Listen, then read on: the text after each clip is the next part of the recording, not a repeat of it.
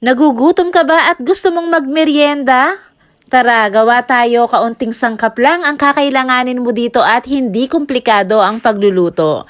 Magandang araw! Para dito sa ating recipe ay maglalagay lang tayo ng 2 cups ng glutinous rice flour o yung giniling na malagkit na bigas. Maglalagay rin tayo ng 1 1/4 cups ng coconut milk. Lagyan rin natin ng 1 kurot na asin, 1/4 cup ng white sugar at i-mix nating mabuti. And then after that ay sasalain natin to ng 1 beses para maging pino yung texture nitong ating lulutuin na kakanin. Isa nga sa kagandahan dito sa kakanin na to ay yung mga sangkap, napakadali lang hanapin at simpleng-simple lang ang paraan ng pagluluto. Set aside muna natin yan at dito sa ating malinis na kawali ay maglalagay lang tayo ng 1/4 cup ng glutinous rice flour. Sa mahinang apoy ay lulutuin lang natin to ng mga 2 minutes. Then after that, iset aside muna natin yan. So gagamit na nga ako ng molde para pantay-pantay yung maging sukat nitong ating gagawin. At nagbrush lang ako ng konting oil dun sa bawat molde.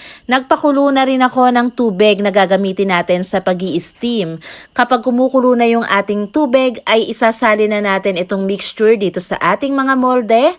At i-steam lang po natin to ng 25 to 30 minutes. So yung ating gamit na apoy ay medium high heat. Kailangan po talaga ay medyo malakas ang ating apoy. At after 25 to 30 minutes, ito po ay luto na.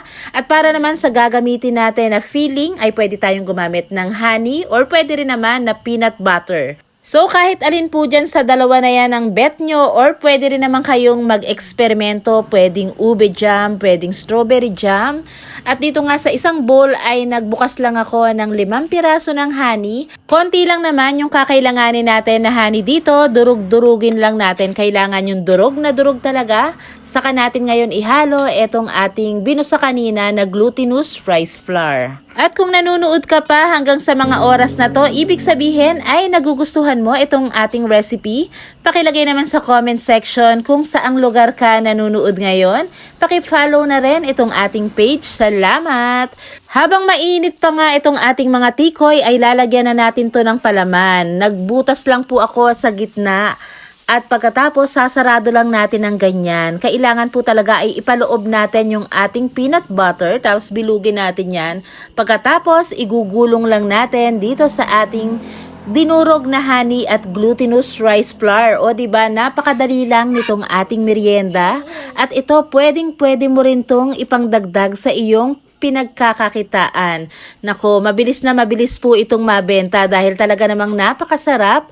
Pwedeng ganito mo siya kalaki gawin at pwede rin namang mas liitan mo pa. Maraming salamat sa panonood at huwag kalimutang i-like and share itong ating recipe. Bye-bye! Tingnan niyo naman. Look at that. Ang lambot.